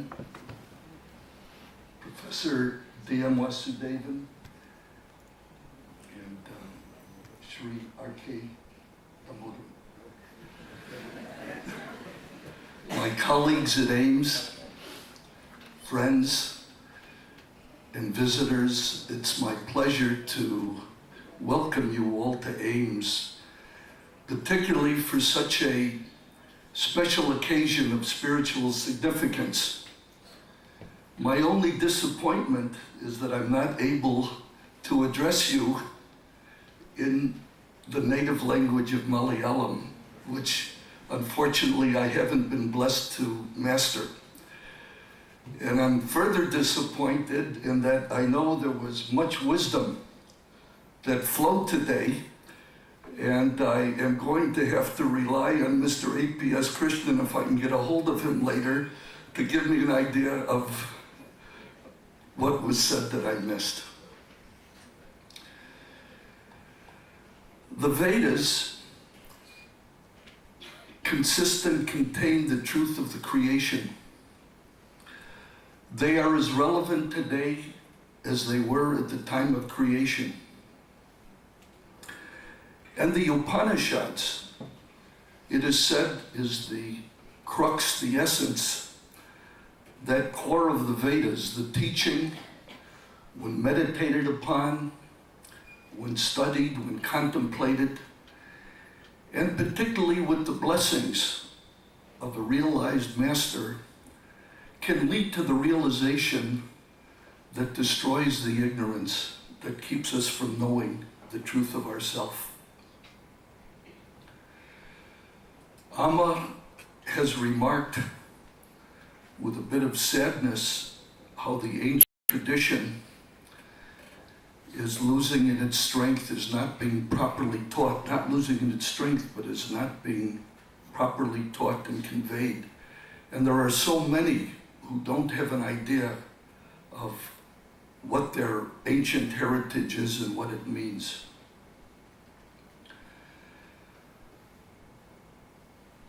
As a science, the study of pathology looks at the microcosm, it looks into the small details of the cell to judge and evaluate the health of the organism. And Dr. Suvarna has done this and has discovered that universal disease, which we call Maya or illusion, and that end-stage fatal disease, which we call birth, for which there is only death. And so Dr. Suvarna has looked into the ancient teachings for deeper understanding and has sought to apply these teachings to the health and harmony of the organism and has sought to integrate this knowledge. In her study and the sharing of her study, she undoubtedly has gained deep understanding herself. But by publishing these works and sharing these works, she helps all of us, for in so sharing and reading, we too gain a deeper understanding and can delve deeper. For there is no greater service to our brothers and sisters than the service that helps us realize the truth of our own nature. I congratulate Dr. Suvarna for her scholarship, for her perseverance. I was only, again, a little disappointed to find out that the book is written only in Malayalam and that I won't be able to share its wealth. May Amma bless us all, that we may dive deeper into that divine river of truth that permeates this creation, that is one, that is our own very self. Om Amriteshwari Namah. വ്യക്തികളെ, സുഹൃത്തുക്കളെ, സഹൃദയരെ, വളരെയേറെ സന്തോഷിച്ചുകൊണ്ടിരിക്കുകയാണ്. അതിലുപരി DC ബുക്സിനെ സംബന്ധിച്ചോളം അങ്ങേയറ്റത്തെ ഒരു prestige നൽകുന്ന ഒരു പുസ്തകമാണ് ഇന്നിവിടെ പ്രകാശിപ്പിക്കപ്പെട്ടത്. സുധാ സിന്ധു അഥവാ ഉപനിഷത് സ്വാധ്യായം വളരെ കുറച്ച് കാലം മുമ്പാണ് ഡോക്ടർ സുവർണ നാലപ്പാട് ഞങ്ങളെ ഏൽപ്പിച്ചത്. ശ്രീ രാധാകൃഷ്ണൻ സൂചിപ്പിച്ച പോലെ അതിൻ്റെ മറ്റ് സാമ്പത്തിക വശങ്ങൾ കണ്ടല്ല ഇതിറക്കിയെങ്കിലും മറ്റ് പല ഞങ്ങളുടേതായിട്ടുള്ള മറ്റ് ചില കാരണങ്ങളാൽ അല്പം വൈകി അതിലൊരു ക്ഷമ ചോദിക്കുന്ന ഈ അവസരത്തിൽ എങ്കിലും ഇങ്ങനെയൊരു പുസ്തകം ഇവിടെ പ്രകാശിപ്പിക്കാൻ സാധിച്ചത്, പ്രത്യേകിച്ച് ഇത്ര വിശിഷ്ടമായ ഒരു പരിപാടിയിൽ പ്രകാശിപ്പിക്കാൻ സാധിച്ചത് സന്തോഷമുണ്ട്. അതിലുപരി ഡോക്ടർ സുവർണ നാലപ്പാടിൻ്റെ കഠിനാധ്വാനം അല്ലെങ്കിൽ ഇതിനു വേണ്ടിയുള്ള ജീവിതം, അർപ്പണം ഒരിക്കൽ കൂടി അതിന് ആശംസകൾ അർപ്പിച്ചുകൊണ്ട് ഞാൻ നിർത്തുന്നു. മറ്റൊരു കാര്യം, ശ്രീ ആശാ മേനോൻ പറഞ്ഞ ബ്രഹ്മസൂത്രത്തിൻ്റെ കാര്യം, വളരെ കാലം മുമ്പ് ഞങ്ങൾ കുറച്ച് ശ്രമിച്ചതാണ് ഇത് പബ്ലിഷ് ചെയ്യാൻ വേണ്ടിയിട്ട്. ഒരു 3-4 പ്രാവശ്യം അദ്ദേഹത്തിൻ്റെ അവകാശികളെ, വ്യാഖ്യാതാവിൻ്റെ അവകാശികളെ കണ്ടെത്താൻ ശ്രമിച്ചു. കുറച്ച് കഴിഞ്ഞപ്പോൾ അവർക്ക് തോന്നി ഇത്രയും പ്രാവശ്യം ഇതിന് പുറകെ നടക്കുമ്പോൾ എന്തോ ഇതിലുണ്ട് സാമ്പത്തികമായി, അതുകൊണ്ട് അവർ തന്നെ പബ്ലിഷ് ചെയ്യാൻ ശ്രമിച്ചു. ഞങ്ങൾ 555 സൂക്തങ്ങളും കൂടെ കൂടിയുള്ള പേജും മറ്റും കണക്ക് കൂട്ടി പബ്ലിഷ് ചെയ്യാൻ വേണ്ടി കണക്ക് കൂട്ടിയപ്പോൾ ഇത്രയും എന്തുകൊണ്ട് ഒരു പ്രസാദം വിളിക്കുന്നതെന്ന് വെച്ചാൽ അവർ തന്നെ പബ്ലിഷ് ചെയ്യാൻ ശ്രമിച്ചു. പിന്നെ അതിൻ്റെ ഒരു ബിസിനസ് വശം മാത്രം കണ്ടുകൊണ്ടാകാം അത് പിന്നീട് വിറ്റില്ല. പിന്നെ DC ബുക്സ് തന്നെ എടുത്ത് പല ശാഖകളിലൂടെ ഇത് വിൽക്കേണ്ട ഒരവസ്ഥ വന്നു. തീർച്ചയായിട്ടും ഞങ്ങൾക്ക് ഇങ്ങനെയുള്ള പുസ്തകങ്ങൾ, പ്രത്യേകിച്ചും ഡോക്ടർ സുവർണനാൽപ്പാണ്ട് പുസ്തകം പോലുള്ള മഹത് ഗ്രന്ഥങ്ങൾ പ്രസിദ്ധീകരിക്കാൻ ഉള്ള അവസരം വന്നതിൽ ഒരിക്കൽ കൂടി നന്ദി പറഞ്ഞുകൊണ്ട് ഞാൻ എൻ്റെ വാക്കുകൾ ഉപസംഹരിക്കുന്നു. നന്ദി, നമസ്കാരം. സ്വന്തം കഠിന പ്രയത്നത്തിന്റെയും അർപ്പണ മനോഭാവത്തിന്റെയും മൂർത്തിമത് ഭാവമായ സുധാ സിന്ധു എന്ന കൃതി നമ്മുടെ മുൻപിൽ എത്തിച്ച ഈ നിമിഷത്തിൽ കൃതജ്ഞത രേഖപ്പെടുത്തുവാനായി സുവർണ മാമിനെ സ്നേഹാദരപൂർവ്വം ക്ഷണിച്ചുകൊള്ളുന്നു.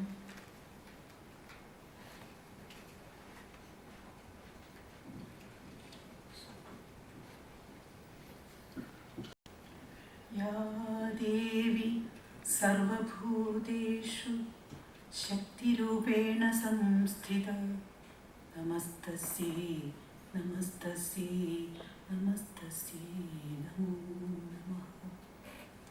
പ്രിയപ്പെട്ടവരെ, ഇത് ഒരു അപൂർവ മുഹൂർത്തമാണ് എന്നെ സംബന്ധിച്ചിടത്തോളം. ഇവിടെ ഔപചാരികമായ രീതിയിലുള്ള ഒരു വോട്ട് ഓഫ് താങ്ക്സ് എന്ന് പറയുന്ന ഒരു നന്ദി പ്രകടനത്തിന് പ്രസക്തി ഉണ്ട് എന്ന് എനിക്ക് തോന്നുന്നില്ല.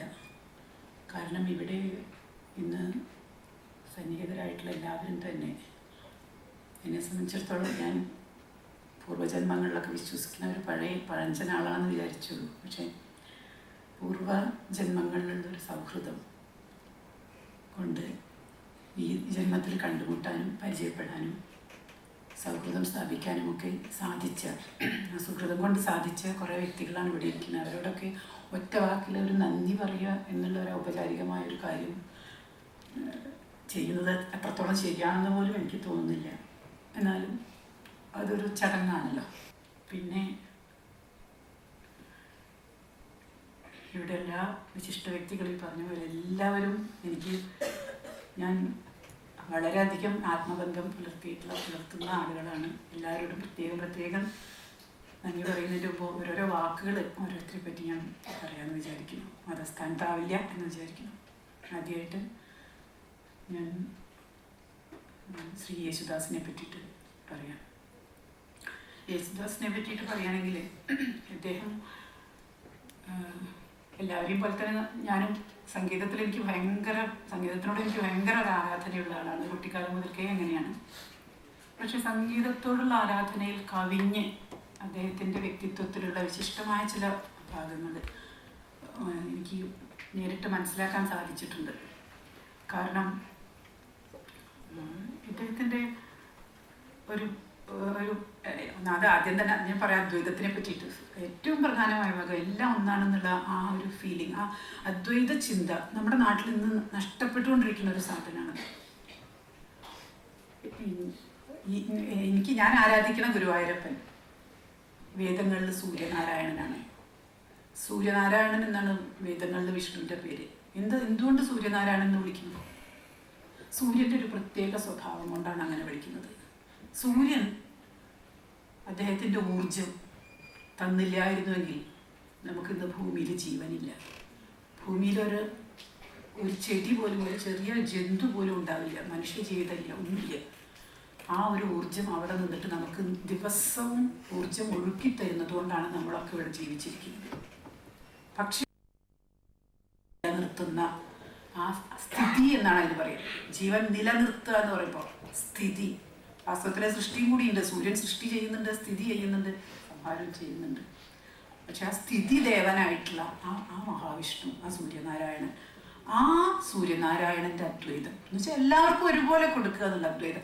അത് ആരൊക്കെ ഈ ഭൂമിയിൽ സ്പ്രെഡ് ചെയ്യുന്നുണ്ടോ അവരൊക്കെ നമ്മൾക്ക് ബഹുമാനിക്കാവുന്ന ആളുകളാണ്. ആ ബഹുമാനം അത് ആര് പറയുന്നുണ്ടെങ്കിലും അവരുടെ വാക്കിൽ നമ്മൾ കണ്ടിരിക്കണം എന്നാണ് എൻ്റെ വിചാരം. അപ്പോൾ അദ്ദേഹത്തിൻ്റെ ആധ്യാത്മികമായ രീതിയിലുള്ള അദ്ദേഹത്തിൻ്റെ ഔന്നത്യം അറിയാൻ ഭാഗ്യമുണ്ടായതുകൊണ്ട് എനിക്ക് അദ്ദേഹത്തിനോട് പ്രത്യേകമായിട്ടുള്ള ഒരു നിർവിശേഷമായിട്ടുള്ളൊരു സ്നേഹം എനിക്ക് അദ്ദേഹത്തിനോടുണ്ട്. അത് ഒരുപക്ഷെ 1975 ഈ ജ്യോതിഷം പഠിക്കാൻ തുടങ്ങിയ കാലത്ത് എൻ്റെ ജാതകത്തിലൊരു പ്രത്യേക സാധനം കണ്ടുപിടിക്കില്ലായി ഞാൻ. അത് വ്യാഴം എനിക്കറിയില്ല, വല്ലാണ്ട ജ്യോതിഷം പറഞ്ഞ ആളുകൾക്ക് ബോറടിക്കും, അതുകൊണ്ടത് പറയാനും വയ്യ. വ്യാഴം കന്നിരാശിയിൽ, കന്നിരാശി എന്ന് പറഞ്ഞാൽ ദേവിയുടെ ക്ഷേത്രമാണ്. ദേവിയുടെ ക്ഷേത്രത്തിൽ വ്യാഴം ഗുരു നിന്നുകൊണ്ട് 9ാം ഭാവത്തിലേക്ക്, 9 എന്ന് പറഞ്ഞാൽ മോക്ഷത്തിൻ്റെ സ്ഥാനമാണ്, അവിടേക്ക് നോക്കിക്കൊണ്ടിരുന്നാൽ അതിൻ്റെ അർത്ഥം വളരെ കാലമായിട്ട് ദേവീഭക്തനായിട്ടുള്ള ഒരു സഹോദരൻ ഉണ്ട് എന്നുള്ളതാണ്. അപ്പോൾ ഞാൻ എൻ്റെ 2 ബ്രദേഴ്സ്, 2 പേരും ഗുരുതുല്യനായിട്ട്, അപ്പോൾ 2 പേരും എൻ്റെ 2 ബ്രദേഴ്സ് എന്നെക്കാൾ താഴെയാണ്. അവരെനിക്ക് ഗുരുതുല്യന്മാരല്ല, മാത്രമല്ല അവരങ്ങനെ ദേവീഭക്തന്മാരുമാണെന്ന് തോന്നുന്നില്ല. അപ്പോൾ ഞങ്ങൾക്ക് ഇതാരപ്പോൾ ഇങ്ങനെ ഒരാൾ, ഇത് മാത്രം എൻ്റെ ജാതകത്തിൽ തെറ്റിയല്ലോ, ബാക്കിയെല്ലാം എൻ്റെ ജാതകത്തിൽ ശരിയാണ്, അവർ പറഞ്ഞിട്ടുള്ള എല്ലാം നടന്നിട്ടുണ്ട്, ഇത് തെറ്റാണല്ലോ, ഇങ്ങനെ ഒരാൾ എനിക്കില്ലല്ലോ എന്ന്. അങ്ങനെ ഇരിക്കുമ്പോഴാണ് 99 ഞങ്ങൾ ഇവിടെ വന്ന ഉടനെ, എറണാകുളത്ത് വന്ന ഉടനെ എൻ്റെ ഒരു ബുക്ക്, ഒരു കൃഷ്ണകാവ്യം പ്രകാശനം ചെയ്യാനായിട്ട് എൻ്റെ മകൻ പോയിട്ട് യേശുദാസിനെ വിളിച്ചു കൊണ്ടുവന്നത്. അന്ന് സാന്ദ്രാനന്ദം പ്രകാശനം ചെയ്ത് കഴിഞ്ഞിട്ട് ആ വേദിയിൽ വെച്ചിട്ട് അദ്ദേഹം എന്നോട് പറഞ്ഞു, ഇന്ന് മുതൽ ഞാൻ എൻ്റെ സഹോദരിയായിട്ട് ഇങ്ങോട്ട് എടുക്കുകയാണ് കേട്ടോ എന്ന് പറഞ്ഞു. അങ്ങനെ വളരെ കാഷ്വലായിട്ട് അങ്ങനെ പറഞ്ഞു. ദെൻ സഡൻലി ഇറ്റ് സ്ട്രക്ക് മീ, എന്താണെന്നറിയില്ല, എൻ്റെ തലയിൽ പോയി ഇതായിരിക്കുമോ ഇത് പറഞ്ഞ, കാരണം ഇദ്ദേഹം ഒരു മൂകാംബികയുടെ ഭക്തനൊക്കെ ആണല്ലോ, ഇദ്ദേഹം ആയിരിക്കുമോ എന്നൊരു എൻ്റെ തലയിലൊന്ന് പോയി. അത് കഴിഞ്ഞ പക്ഷേ എനിക്ക് I needed a verification. So ചന്ദ്രഹരിയുടെ രാശിചക്രം എന്നൊരു ബുക്ക്, അതിൽ യേശുദാസിൻ്റെ ജാതകം ഉണ്ടെന്ന് ആരോ പറഞ്ഞു. ഞാൻ ആ ബുക്ക് തേടിപ്പിടിച്ചു. നമുക്ക് ഈ തേടിപ്പിടിക്കൽ കുറച്ച് ഇഷ്ടമുള്ളൊരു കാര്യം. അങ്ങനെ തേടിപ്പിടിച്ച് നോക്കിയപ്പോൾ ഇറ്റ് വാസ് അമേസിങ്. അദ്ദേഹത്തിൻ്റെ ജാതകത്തിലും, അദ്ദേഹം മകരലഗ്നാണ്, അദ്ദേഹത്തിൻ്റെ ജാതകത്തിലെ ഗുരു സ്വക്ഷേത്രത്തിൽ മീനത്തിൽ നിൽക്കുന്നു. എൻ്റെ 9th ഹൗസാണ് മീനം, ഇദ്ദേഹത്തിൻ്റെ 3rd ഹൗസാണ്. അവിടെ ഗുരു നിന്നിട്ട് കന്നിയിലേക്ക് ദൃഷ്ടി ചെയ്യണം. അപ്പോൾ അദ്ദേഹത്തിൻ്റെ ജാതകപ്രകാരം അദ്ദേഹത്തിന് ഇതിന് ജസ്റ്റ് ഓപ്പോസിറ്റ് ഉണ്ടാവണം. പൂർവ്വകാലം മുതലേ അദ്ദേഹത്തിന് ഒരു സിസ്റ്റർ ഉണ്ടായിട്ടുണ്ടാവണം. സിമ്പിൾ തിങ് അല്ലേ? അപ്പൊ നമുക്ക് അങ്ങനെ അങ്ങ് വിചാരിക്കാം. പക്ഷെ ഇതിങ്ങനെ നമ്മളിങ്ങനെ പറഞ്ഞു കഴിയുമ്പോൾ ആളുകൾ വിചാരിക്കും, ഓ ഇതിപ്പോ എന്തോ കൺസ്ട്രൂ ചെയ്യണം എന്നുള്ള ഒരു ഫീലിംഗ് വരും ആളുകൾക്ക്. നമ്മളിത് പറയുമ്പോൾ കൺസ്ട്രൂ ചെയ്യണം, അത് നമ്മുടെ മനസ്സാണ്. അവിടെ മനസ്സാണ് നിങ്ങൾക്ക് പ്രധാനം. നിങ്ങളുടെ മനസ്സിൽ നിങ്ങൾ എന്ത് വിചാരിക്കണോ അത് സത്യമാണെന്നുള്ളതാണ് കാര്യം. നമ്മൾ എന്ത് മനസ്സിൽ വിചാരിക്കണം അത് സത്യമായിട്ട് ഭവിക്കും എന്നുള്ളതാണ്. അതാണ് സത്യസങ്കല്പം, സത്യകാമം എന്നൊക്കെ പറയുന്ന സാധനം. അന്ന് മുതൽ ഞാൻ അദ്ദേഹത്തിനെ ഒരു ഗുരുതുല്യനായിട്ട് ഒരു ബ്രദറിനെ മാതിരി ഞാൻ വിചാരിക്കുന്നുണ്ട്. അത് ഞാൻ വേറൊരു ഇത് കൂടി പറയാം. അതുപോലെ ഞാൻ മക്കളെ മാതിരി വിചാരിക്കുന്ന ഒരുപാട് കുഞ്ഞുങ്ങളുണ്ട് ഇവിടെ. എൻ്റെ മുമ്പിലിരിക്കുന്ന ഒരുപാട് കുട്ടികളെ എൻ്റെ മക്കളെ മാതിരി ഞാൻ വിചാരിക്കുന്നുണ്ട്. എൻ്റെ മകളായിട്ട് ഇങ്ങോട്ട് വന്ന കുട്ടിയുണ്ട് ഇവിടെ. അവരൊക്കെ നമ്മുടെ വയറ്റിൻ്റെ ഉള്ളിൽ നിന്ന് വന്ന, നമ്മുടെ ഗർഭപാത്രത്തിൽ നിന്ന് വന്ന ഒരു കുഞ്ഞിനെ മാത്രമേ എനിക്ക് മകനായിട്ട് അല്ലെങ്കിൽ മകളായിട്ട് സ്നേഹിക്കാൻ പറ്റൂ എന്ന് പറഞ്ഞാൽ, നമ്മൾ ഈ നിന്റെ അയൽക്കാരനെ നിന്നെ പോലെ സ്നേഹിക്കുക എന്നൊക്കെ പറയുന്ന വാക്കൊക്കെ വെറുതെ അല്ലേ? നിങ്ങളുടെ മനസ്സുകൊണ്ട് നിങ്ങൾക്കൊരാളെ സ്നേഹിക്കാൻ പറ്റില്ലെങ്കിൽ, സ്വന്തമായിട്ട് സ്നേഹിക്കാൻ പറ്റില്ലെങ്കിൽ, പിന്നെ നമ്മൾ ഈ പറയുന്ന വാക്കിനൊക്കെ എന്താ അർത്ഥം? അത് സ്വയം ജീവിച്ച് നമ്മൾ കാണിക്കേണ്ട കാര്യങ്ങളാണ്. നമ്മുടെ മനസ്സുകൊണ്ട് ലോകത്തിനെ മുഴുവൻ സ്നേഹിക്കുക എന്ന് പറഞ്ഞാൽ പറയല്ല, സ്നേഹിക്കുക എന്ന് പറഞ്ഞാൽ മനസ്സുകൊണ്ട് സ്നേഹിക്കുക, ജീവിക്കുക എന്നുള്ളതാണ്. അത് സാധിക്കുന്ന ആ സമയത്ത് മാത്രമേ നമ്മൾ പറയണ വാക്കിനൊരർത്ഥം ഉണ്ടാവുള്ളൂ. അതിന് അതുകൊണ്ട് ഞാൻ പറഞ്ഞ അദ്ദേഹത്തിന് ഞാൻ അങ്ങനെ സ്നേഹിക്കുന്നുണ്ട്. ശരിക്കും ഒരു ജ്യേഷ്ഠ സഹോദരനെ, അത് എൻ്റെ മകനും അങ്ങനെയാണ്. ഞാൻ വേറൊരു ഇത് കൂടി പറയാം. എൻ്റെ മകൻ ഇംഗ്ലണ്ടിൽ വെച്ച് കഴിഞ്ഞ വർഷം വിവാഹം കഴിച്ച സമയത്ത് എന്നോട് പറഞ്ഞു, അമ്മ വരുമ്പം ഒന്നും കൊണ്ടുവരണ്ടാവും. ഞാൻ പറഞ്ഞു, കൊണ്ടുവരും, താലി കൊണ്ടുവരും. നമ്മുടെ കസ്റ്റം പ്രകാരം താലി കെട്ടണം, താലി കെട്ടാണ്ടിരിക്കാൻ പറ്റില്ല. You have to. എന്ത് പറഞ്ഞാലും ശരി, രജിസ്റ്റർ വിവാഹമൊക്കെ ശരി, താലി കെട്ടാണ്ട കല്യാണം കഴിക്കുക. അപ്പോൾ ഞാൻ എന്നിട്ട് ഗുരുവായൂരപ്പനെ അവിടെ നടക്കിൽ വെച്ച് പൂജിച്ച് കൊണ്ടുവന്നു. അപ്പോൾ എൻ്റെ മകൻ പറഞ്ഞു, എന്തായാലും താലി കൊണ്ടുവരുന്നുണ്ട് എന്നുണ്ടെങ്കിൽ എനിക്ക് ഒരാളുടെ ബ്ലെസ്സിങ് വേണം. അത് യേശുദാസിൻ്റെ ബ്ലെസ്സിങ്, ദാസേട്ടൻ്റെ ബ്ലെസ്സിങ് ഇല്ലാണ്ട് നാമ കൊണ്ടുവരരുത് എന്ന് പറഞ്ഞു. അപ്പം ഞാൻ വിചാരിച്ചു, നമ്മളുടെ ഈ പഴയ കസ്റ്റം അനുസരിച്ച് നായർ സ്ത്രീക്ക് ഏറ്റവും വലുത് ഏട്ടൻ്റെ ഇതാണ് അല്ലേ? കുട്ടികളെ അമ്മാവൻ്റെ ബ്ലെസ്സിങ്ങാണ് കുട്ടികൾക്ക് ഏറ്റവും ആവശ്യം. ഇപ്പം വലിയ അമ്മാവൻ്റെ എന്ന് പറയും. അങ്ങനെ ഞാൻ അദ്ദേഹത്തിൻ്റെ അടുത്ത് പോയിട്ട് അദ്ദേഹം പ്രഭയും കൂടിയിട്ട് ആ താലി ബ്ലസ് ചെയ്തു. ആ താലിയാണ് എൻ്റെ മകൻ്റെ താലി കഴുത്തിൽ കെട്ടിയിട്ടുള്ളത്. അപ്പോൾ ഞാൻ പറയുന്നത് മനസ്സുകൊണ്ട് നമ്മുടെ ജീവിതം കൊണ്ട് ഒക്കെ അദ്ദേഹത്തിനെ ഞാൻ അത്ര ഗുരുതുല്യമായിട്ട് അദ്ദേഹത്തിന് സ്വന്തം ബ്രദറിനെ മനസ്സിലാക്കണം. അപ്പോൾ ഞാൻ അദ്ദേഹത്തിനോട് ഒരു നന്ദി പറയാമെന്ന് പറഞ്ഞാൽ അത് ഇറ്റ് വിൽ ബി ടു ഞാൻ എങ്ങനെ പറയേണ്ടതല്ല, അത് വാക്കുകൾക്ക് പറയാൻ പറ്റാത്തൊരു നന്ദി അദ്ദേഹത്തിനോട് എനിക്കുണ്ട്. അത് അദ്ദേഹത്തിൻ്റെ ബ്ലെസ്സിങ്ങിന് വേണ്ടിയാണ് ഞാൻ വാസ്തവത്തിൽ അദ്ദേഹത്തിനെ വിളിച്ചത്. എനിക്ക് അദ്ദേഹത്തിൻ്റെ ബ്ലെസ്സിങ് ആണ്. ഞാൻ എന്ത് ചെയ്യുമ്പോഴും എനിക്ക് അദ്ദേഹത്തിൻ്റെ ബ്ലെസ്സിങ് വേണം എന്നുള്ളതുകൊണ്ടാണ് ഞാൻ അദ്ദേഹത്തിനെ വിളിച്ചത്. അദ്ദേഹത്തിനും അതറിയാം. അപ്പോൾ കൂടുതൽ ഞാൻ പറഞ്ഞ് ദീർഘിപ്പിക്കുന്നില്ല. നിങ്ങളിവിടെ എല്ലാവരും വന്ന് ചേർന്നിട്ടുള്ള എല്ലാവരും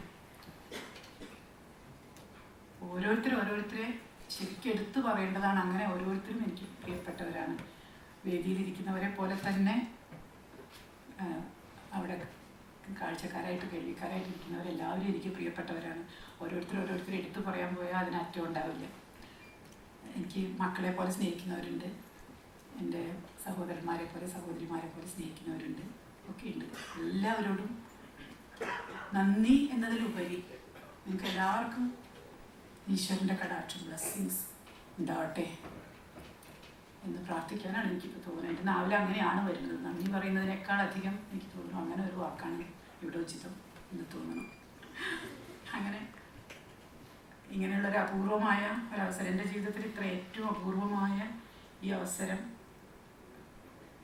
ഇത്ര മനോഹരമായി ഭംഗിയാക്കി തന്നതിന് ഈശ്വരനോട്, സരസ്വതി ദേവിയോട്, വൈരത്തിനോട് നന്ദി പറയുന്നു. ലോകത്തിന് മുഴുവൻ ശാന്തി ഉണ്ടാവട്ടെ എന്ന് പ്രാർത്ഥിക്കുന്നു. യാ ദേവി സർവഭൂതേഷു ശാന്തിരൂപേണ സംസ്ഥിത നമസ്തസ്യൈ നമസ്തസ്യൈ നമസ്തസ്യൈ നമോ നമഃ.